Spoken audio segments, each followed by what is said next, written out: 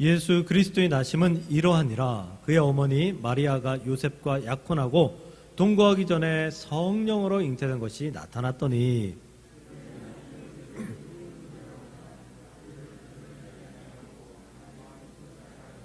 이 일을 생각할 때에 주의 사자가 현몽하여 이르되, 다윗의 자손 요셉아, 내 아내 마리아 데려오기를 무서워하지 말라.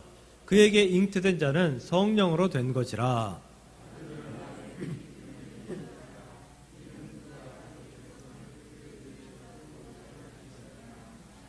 이 모든 일이 된 것은 주께서 선지자로 하신 말씀을 이루려 하심이니, 이르시되,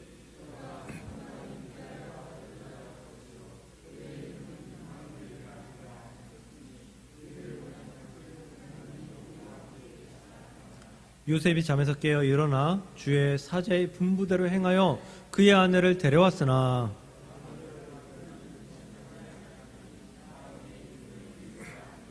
아멘. 아멘.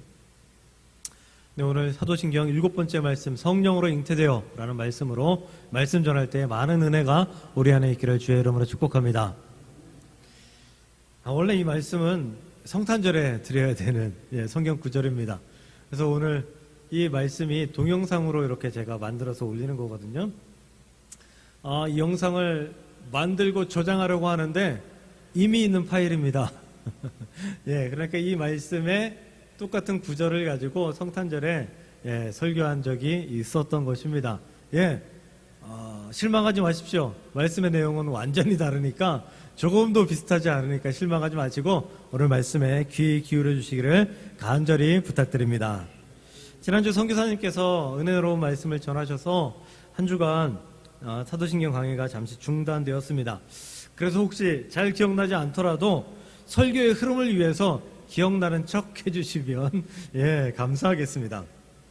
잠시 지난번의 말씀을 확인하면 예수 그리스도를 믿습니다에 대한 말씀을 드렸고요. 예수님의 존재가 결코 의심할 것이 없는 이유, 그 중에서 우리가 그 이유를 고백할 때에 예수님은 태초부터 하나님과 함께 하셨던, 어느 날 갑자기 이 땅에 오셔서 그냥 십자가 지신 분이 아니라 태초부터 함께 하셨던 하나님, 그래서 유일신 하나님이다. 그리고 그분은 삼위일체의 하나님을 고백하는 것이다 라고 말씀을 드렸고요. 그리고 내가 예수님을 고백하는 것은 그분이 이 땅에 오셔서 죽으시고 부활하신 모든 것을 고백하는 것이 되기 때문에 우리는 천국 백성, 구원의 확신을 내가 갖습니다 라는 고백이다 라는 말씀을 전했었습니다.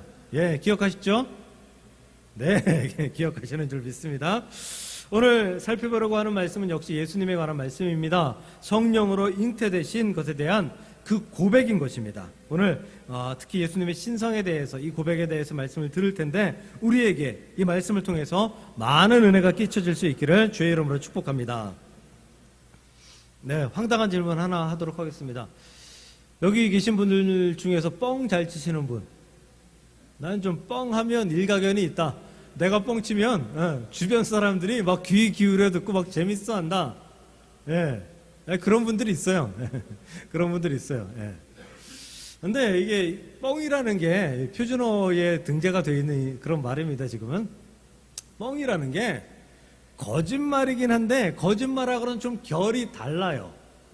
거짓말이라는 것은, 거짓말에는 반드시 나의 이익이 들어가요. 나의 이익을 위해서 다른 사람을 속이는 것.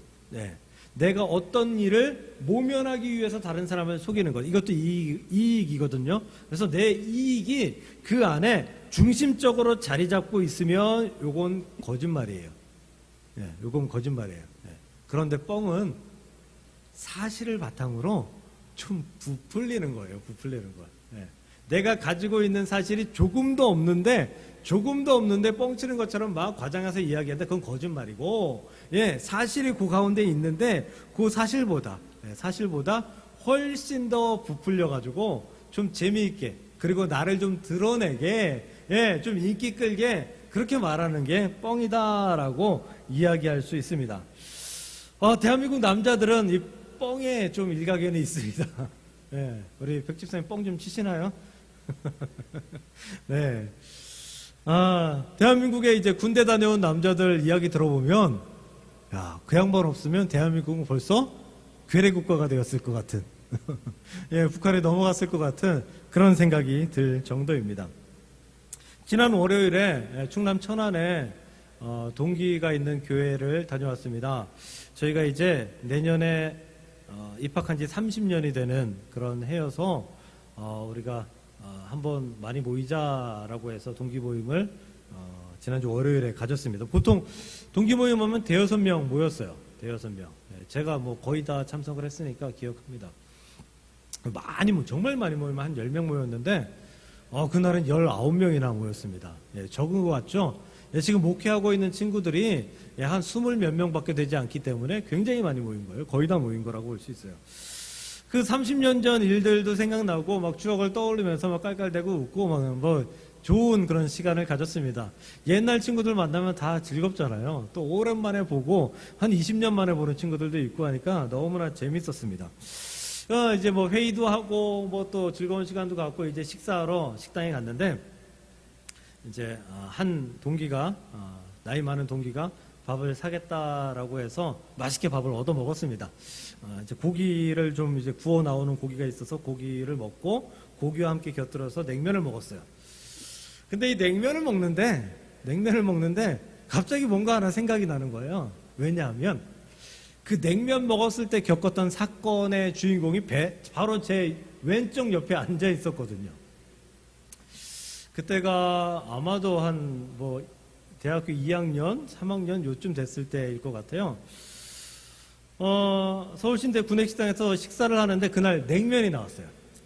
냉면이 나왔는데 요즘은 냉면 나오면 그 위에 달걀 있잖아요. 그걸 먼저 먹거나 중간에 먹거나 이렇게 먹거든요. 근데 옛날엔 왜 그랬는지 모르겠어요. 예. 옛날 사람들 거의 다 그랬어요. 냉면 먹을 때 그 달걀 반쪽을 다 먹고 마지막에 예, 그랬던 기억 있으시죠? 예, 집사님 끄덕끄덕 하는 거 보니까 옛날 사람이에요 벌써. 예. 저도 그렇게 먹었었거든요. 그런 버릇이었거든요. 근데 앞에 앉아있던 친구가 그 친구가 제가 그날 왼쪽에 앉아있던 그 친구예요. 그 앞에 앉아있던 친구가 제가 그 냉면을 먹는 걸 보고 제 그 반쪽 있던 그 달걀을 보면서 이러는 거야. 너 이거 안 먹냐? 하는 거예요. 먹을 건데. 근데 너 이거 안 먹냐? 하는데 너 이거 안 먹냐? 하는데 벌써 입에 들어가 있어요. 이런 화나더라고요. 이거 얼마나 소중한 건데. 그 냉면 한 그릇 같은 거잖아요. 그 달걀 하나가. 예. 그러면서 막 왁자질 거 깔깔 웃었는데, 이 옆에 있던 친구는, 야, 넌 무슨 그런 걸 아직도 기억하냐? 라고 하면서 막 민망해 했고, 또 그 얘기를 하니까, 옆에 있던 테이블의 친구가, 너도 당했냐? 나도 당했는데 하면서 이 친구의 그 횡포를, 예, 막 까발리는 그러한 시간이 되었었습니다. 즐거웠습니다. 유쾌했습니다. 근데 그날 밥을 샀던 친구, 그 친구가 형이에요. 예, 한 5살 정도 많은 형이에요. 우리가 이제 깍듯하게 형으로 모시고, 예, 그 형은 우리를 참 잘 대해주고 했던 형인데, 그 형이 밥을 샀는데, 그 형하고도 추억이 있어요. 그것도 이제 구내식당에서 있었던 일이에요. 제가 지금은 그래도 예, 몸이 이렇게 막 마르지 않았잖아요. 뚱뚱하지도 않지만 그냥 보통 체격이잖아요. 그때는 많이 말랐어요. 그때 제가 허리 26 입었고요. 예, 남자 청바지 맞는 게 없어서 여자 청바지 사 입었었어요. 예, 그리고 몸무게는 50kg, 많이 나갈 때 52kg. 여기 여자분들 중에서도 뭐 키가 작으신 분들 외에는 52kg 이하 나가는 분 많지 않을걸요? 네, 아주 날씬했어요. 네. 날씬했던 이유는 잘 먹지 않았다라는 이유죠. 먹는 거 별로 안 좋아했어요. 그날도 구내식당에서 이제 식판에다 밥을 받아서 먹는데, 이게 가리는 게 많고 먹는 거 별로 안 좋아하니까 먹다 남겼어요. 남기고 이제 버리러 가려고 하는데 그 형이 저를 딱 보더니, 혀를 끌끌 차면서 너 임마 군대 안 다녀서 그래. 이제 기분이 별로 안 좋았죠. 그리고 나서 이 형이 뭐라고 하냐면, 엄마 내가 군대 있을 때에는 그 소변기, 옛날 군대 소변기는요, 지금 어떻게 되는지 모르겠어요. 지금은 화장실 가면은 하나씩 있잖아요, 남자 소변기들이. 여자분들 잘 모르시죠? 근데 이제 영화 같은 거, 드라마 같은 거 보면 얼핏 비칠 때 있잖아요. 예. 근데 옛날에는 소변기 없고요. 그냥 바닥에 이렇게 사선으로 돼가지고 밑으로 그냥 하수구 하나 있는 그런 소변기였어요. 그러니까 남자들이 쭉 써가지고, 군대에서 쭉 써가지고 일본은. 예. 그 소변기에 단팥빵이 빠져있는 걸 보고 먹고 싶어서 펑펑 운 적이 있다. 아, 그래서 마음이 짠했죠, 저는. 아, 이 형이 참 그런 기억이 있구나. 그러니 참, 아, 그런 말 할 만도 하네 라는 생각을 했어요. 그런데 한참이 지난 어느 날, 한참이 지난 어느 날은 제가 군대에 다녀온 어느 날이에요. 예비역들이 모여가지고 이런저런 이야기들을 하는데 그 형에 대한 이야기를 했어요. 근데 알고 봤더니 혹시 방위라고 아세요? 방위? 다 아시는데 여기 어린 분들은 잘 모르실지 몰라요. 방위는 집에서 자고 아침에 군대로 출근했다가 저녁 때 집으로 다시 퇴근하는 게 방위예요. 저는 26개월 근무했나? 근데 그 방위는 18개월 그때 근무하던 시절. 그러니까 군인 아닌 군인이에요. 나가서 저녁 때 신나게 놀고 맛있는 거 먹고 집에서 집밥 먹고 그리고 편안하게 자다가 불침범도 없이 편안하게 자다가 아침에 출근하고 아침에 출근할 때 막 뭐 몸이 안 좋거나 뭐 그러면은 전화해가지고 오늘 몸이 안 좋으니까 못 나가요 라고 하면 결근계해서 1년에 몇 번은 안 나가도 아무 문제가 되지 않는 요 양반이 방위 출신이라네요. 이 인간이 순간 그 생각이 확 나면서 성질이 확 나더라고요. 아니 무슨 방위가 참 방위가 소변기에 떨어진 빵이 먹고 싶어서 울었다. 아니 빵이 먹고 싶으면 지금 끝나고 근무 끝나고 집에 가면서 사 먹으면 되지. 안 그래요? 이런 그 다음부터 그 형 얘기하면 그 뻥쟁이 라는 생각이 들었습니다. 예. 악의적인 건 아니었죠. 그냥 자신을 조금 부풀리기 위해서, 좀 핀잔을 주기 위해서 그랬던 말인데. 우리는 이런 뻥, 부풀림 이런 것 속에 살아가고 있어서 많은 사람들이 또 많은 기독교에 대한 반감을 가지고 있는 신학을 연구하는 사람들이 이 성경책을 사실에 기반한 거짓말이 부풀려 적혀 있는 책이다라고 공격하는 경우가 많아요. 그러니까 이런 사건들, 동정녀 탄생 사건들, 예수님의 죽었다가 부활하신 사건들, 이런 이야기들에 대해서 왜곡해서 막 거짓말로 해요.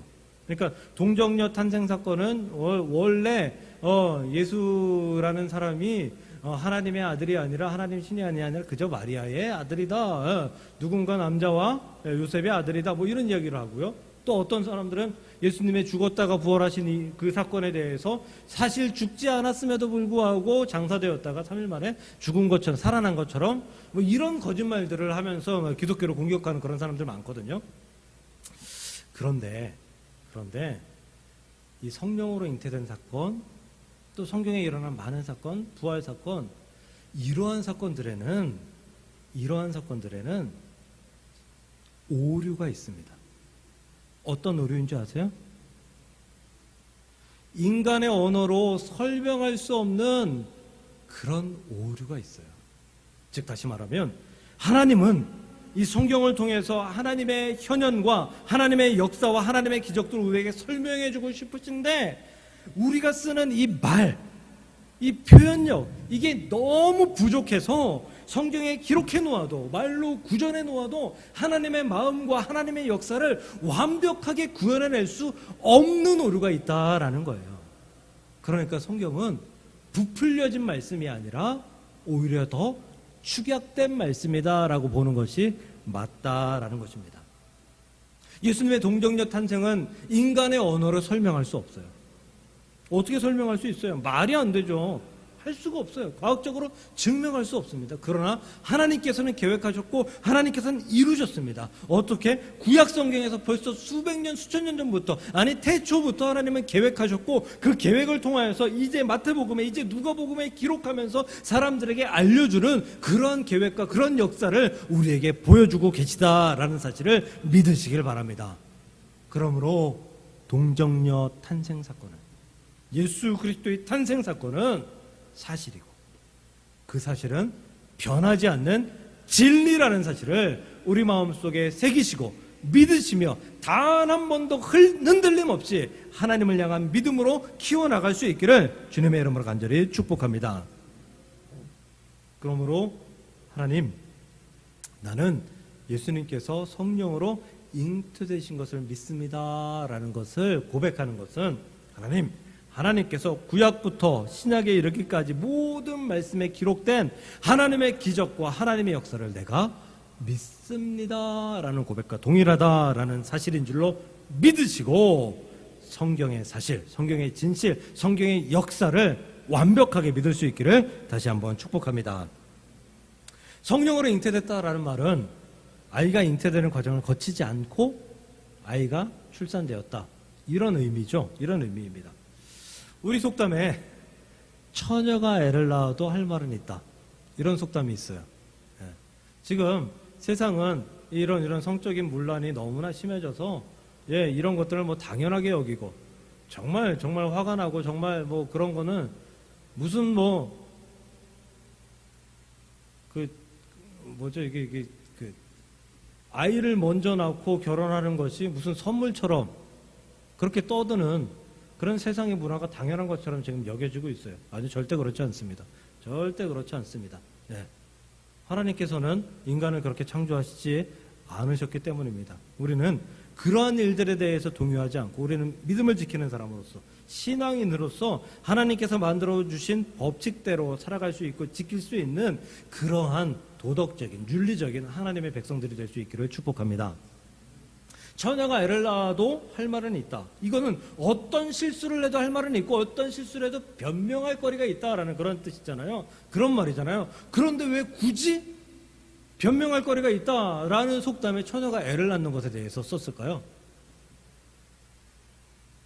그만큼 변명해도 변명하기 어려운 일이 처녀가 애를 낳는 것이다 라는 뜻이잖아요. 아니에요? 그렇기 때문에 쓴 거잖아요. 세상에서 가장 용납되지 않는 일이 이 일이다, 처녀가 애를 낳는 일이다 라는 의미로 사용된 거예요. 지금 마리아가 성령으로 잉태되었지만 마리아가 요셉 없이 그저 예수님을 출산한다면, 아니 예수님을 이제 임신하고 그 잉태된 상태에서 배가 불러온다면 마리아는 가족들에게, 마리아는 주변 사람들에게 죽임을 당할 위기에 처해집니다. 당시의 법이 그랬거든요. 당시의 법은 혼인하지 않은 여인이 아이를 낳는 것, 이건 돌에 맞아 죽을 형벌을 받을 죄였기 때문입니다. 근데 21세기를 살아가는 지금도 이 형벌이 존재해요. 특히 중동의 이슬람에 존재해요. 이 이슬람 문화권에 있는 사람들은 명예살인이라는 것을 합니다. 들어보셨습니까? 명예살인. 살인인데 어떻게 명예라는 말이 들어갈 수 있겠습니까? 가문을 위해서, 가문의 명예를 위해 살인을 한다라는 거예요. 1980년도에 영국의 한 드라마 때문에 영국과 사우디아라비아가 외교적 갈등을 빚은 사건이 있었어요. 드라마 때문에. 왜인가 하면 영국에서 그 드라마를 이제 방영을 했는데 그 드라마 내용이 어떤 거냐면 사우디아라비아의 공주가 레바논의 베이루트에 유학을 가서 거기 있는 유학생과 사랑에 빠져. 그래서 결국에는 명예살인을 당했다. 이게 내용이거든요. 이 내용 때문에 사우디아라비아하고 영국하고는 거의 전쟁 직전 단계까지 갔던 사건이 있습니다. 그 드라마의 내용은 정확히 이래요. 이게 사실에 기반한 내용이거든요. 사우디아라비아의 여인이, 그 공주가 레바논의 베이루트에 가서 세르라는 청년과 연애를 합니다. 사랑을 합니다. 그런데 이 사건을 알고 이 사랑을 알고 사우디아라비아 왕실에서 안 된다, 너 들어와라. 그런 연애는, 그런 혼인은 우리나라에서 불가하다, 들어와라라고 했는데, 이 어린 19살이었다고 해요. 어린 이 공주가 사랑의 마음이 너무 커서 아버지 어머니의 말을 거역하고 도망하기로 결심합니다. 그 도망하는 중에 마네킹을, 인형을 하나 만들어서 높은 절벽에서 인형을 던져요. 그래서 마치 자신이 투신자살한 것처럼 이를 꾸며요. 그리고 이제 막 언론에서 막 난리가 나니까 그 틈을 타서 프랑스로 도망가기 위해서 베이루트 공항으로 갑니다.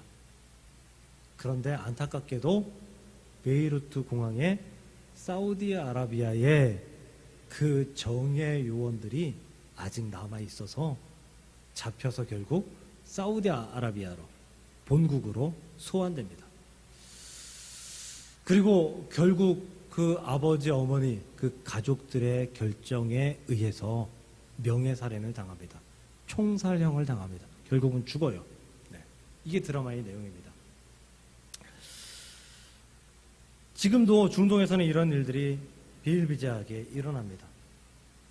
가문에서, 가정에서 허락하지 않는 남자와 혼인하는 거, 연애하는 거, 이거 죽을 일이에요. 명예살인 당할 일입니다. 공주는 대접받은 거예요. 총살형 당한 거. 어떻게 죽이는지 아세요? 스테반이 어떻게 죽었죠? 돌에 맞아 죽었죠. 돌에 맞아 죽게 됩니다. 형벌 자체가 투석형이에요. 투석형. 돌에 맞아 죽어요. 그런데 스테반은 설교하다가, 하나님 말씀 전하다가 돌에 맞아 죽었죠. 이 명예살인 당하는 이 사람들은요, 어떻게 죽냐 하면 땅을 파요. 그리고 허리까지 묻습니다. 사람이요, 하체만 묶으면 어느 정도 힘 있는 사람은 빠져나올 수 있어요. 그런데 허리까지 묶으면요, 천하장사도 못 빠져나와요. 허리까지 묻어놓고, 그리고 그 상태에서 도망하지 못하게 하죠. 허리까지 묻었으니까 몸을 비틀지도 못하죠. 그 상태에서 돌을 던져 죽을 때까지 던집니다. 이게 투석형입니다. 지금도 자행되어 지고 있습니다. 안타까운 현실이죠. 마리아가 지금 그 상황에 처해졌다라는 거예요. 이게 사람들의 오해를 받고 가족들의 오해를 받으면 그 상황에 지금 처해진 것입니다.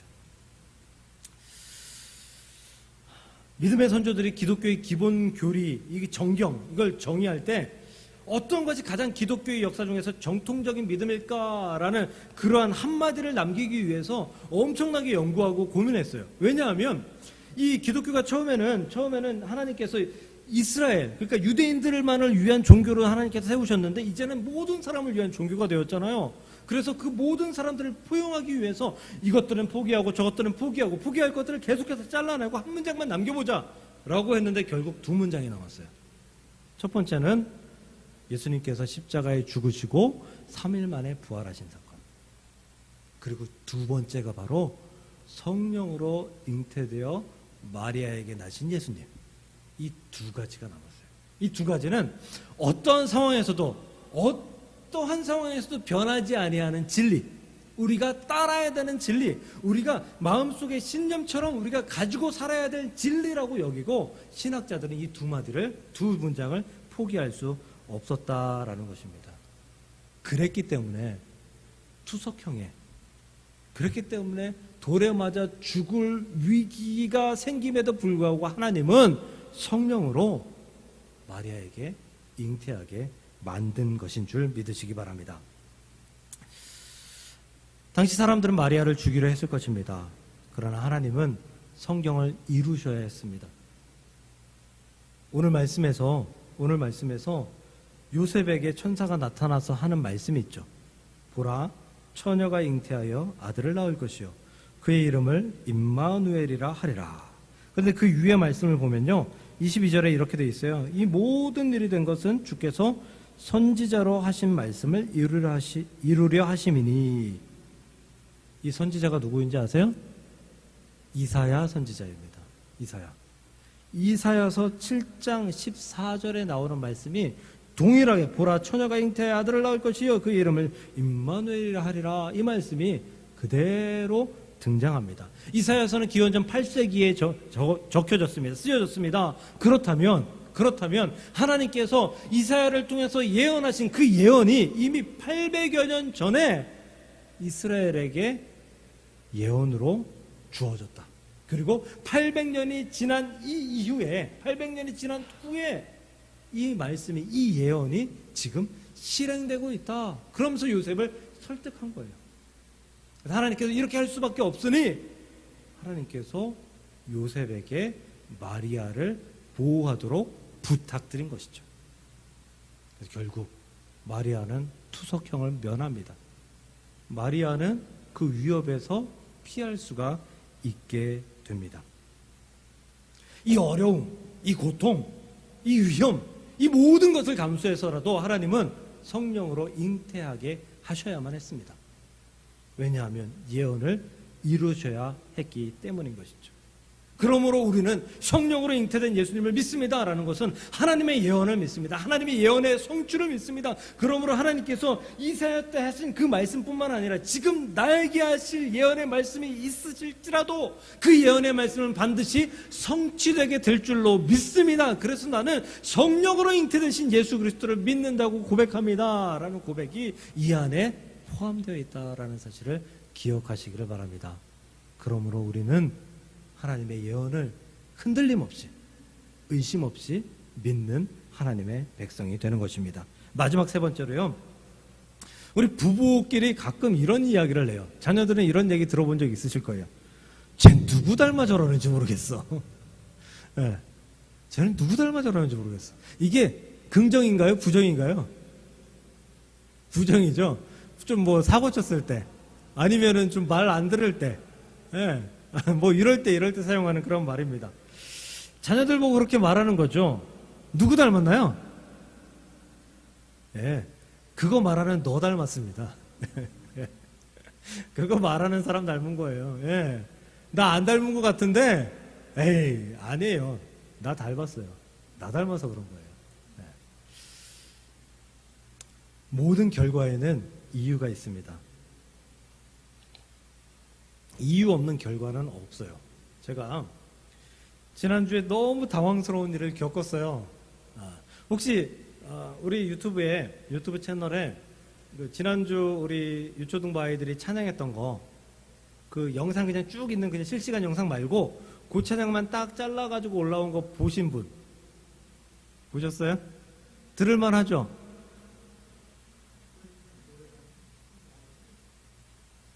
그 노래만 딱 자른 거 잘 나오죠? 소리 잘 들리죠?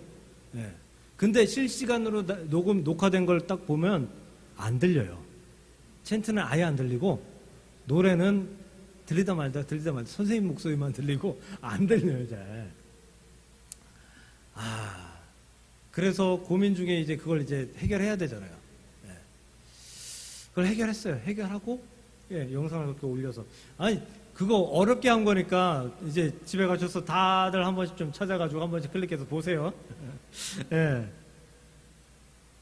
어쨌든 막 컴퓨터로 막 작업을 하고 막 그랬는데 컴퓨터가 갑자기 안 되는 거예요. 컴퓨터가 안 되는 게 아니라 컴퓨터에 있는 중요한 파일들이 안 열리는 거예요.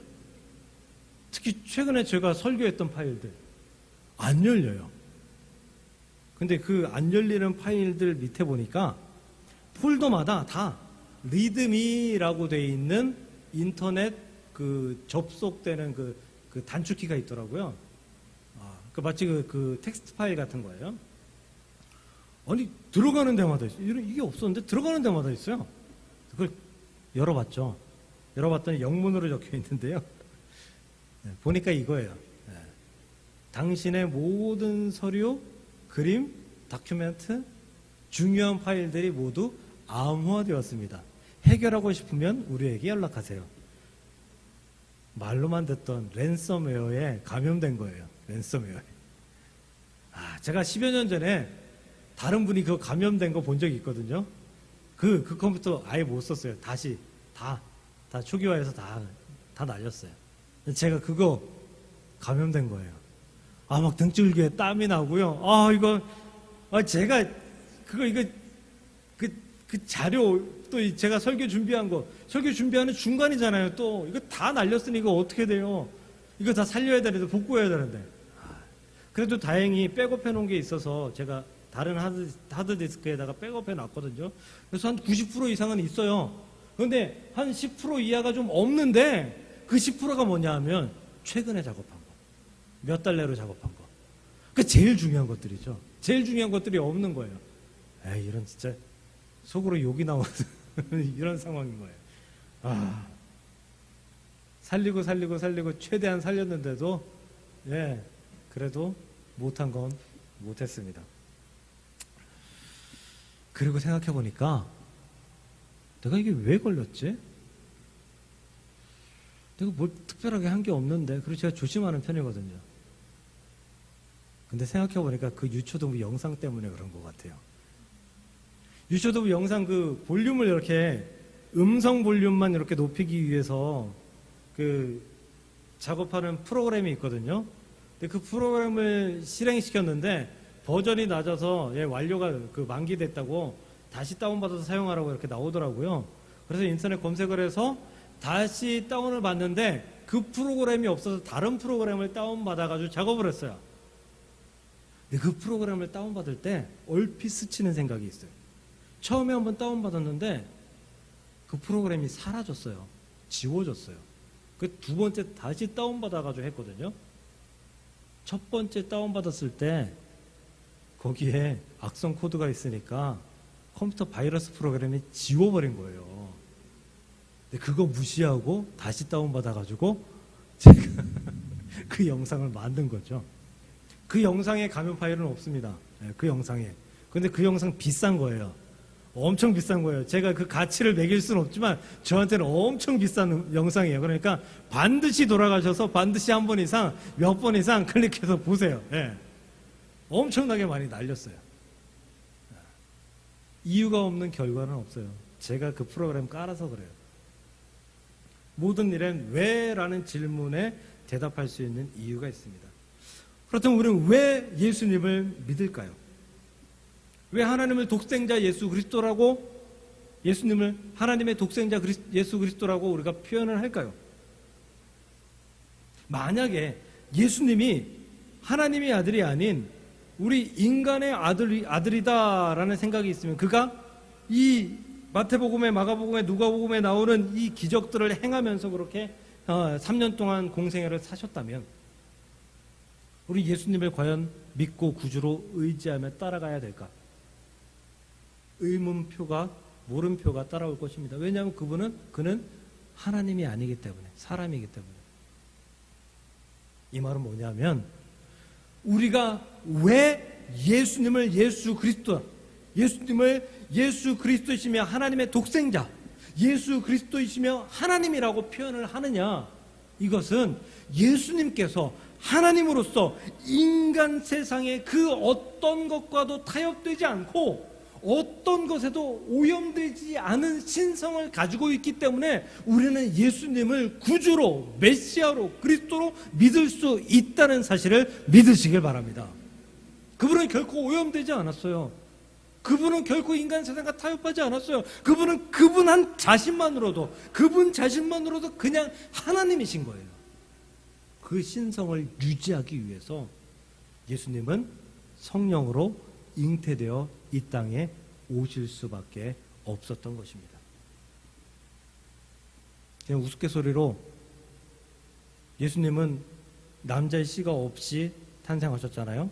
그렇다면 여성의 마리아가 먹고 마시는 것, 마리아가 활동하는 것, 이런 영향을 받아가지고 태아에서 자라고, 그리고 예수님께서 이 땅에 나오셨을까요? 물론 그것도 맞겠죠. 그런데 마리아가 만약에 10달 동안 아무것도 먹지 않았다라고 생각해 보세요. 예수님 못 나왔을까요? 하나님은 기적적으로 마리아도 살리고 예수님도 살리셨을 거예요. 마리아가 먹었기 때문에 마리아의 육체, 그곳에서 일어나는 변화들 때문에 예수님께서 생성되고 예수님께서 자라고 했던 것이 아니라 하나님은 그 자체로 예수님을 그 안에 잉태시키고 하나님은 그 자체로 그 예수님의 잉태된 그 모습이 하나님의 능력으로 하나님의 기적으로 자라나게 하셨으며 이 땅에 태어날 수 있도록 하나님께서 도우셨다. 즉 하나님의 신성은 그 어떤 것도 타협되지 않고 오염되지 않았다. 이것이 성령으로 잉태되었다라는 고백의 중심이라는 사실을 믿으시길 바랍니다. 말씀을 정리하도록 하겠습니다. 성령으로 잉태되어 동정녀 마리아에게 나시고 라는 고백은 구약 성경 하나님께서 기록한 모든 말씀을 인정한다라는 고백과 같습니다.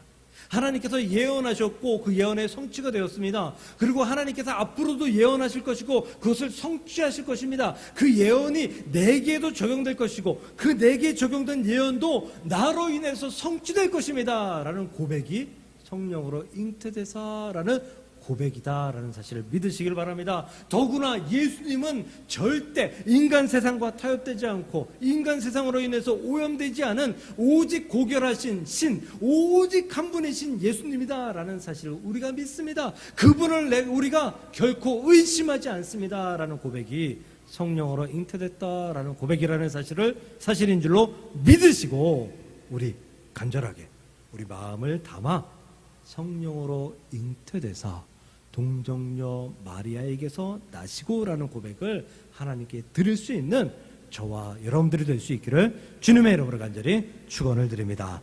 기도하겠습니다. 하나님 참으로 감사합니다. 성령으로 잉태되신 예수님, 그분이 그렇게 밖에 오실 수 없었던 이유, 그리고 그 고백 우리에게 남아있게 하여 주옵시고 그것으로 말미암아 하나님께 큰 영광을 돌리며 감사함으로 살아갈 수 있도록, 그렇게 고백하며 살아갈 수 있도록 우리를 도와 주옵소서. 예수님의 이름으로 감사하며 기도합니다. 아멘.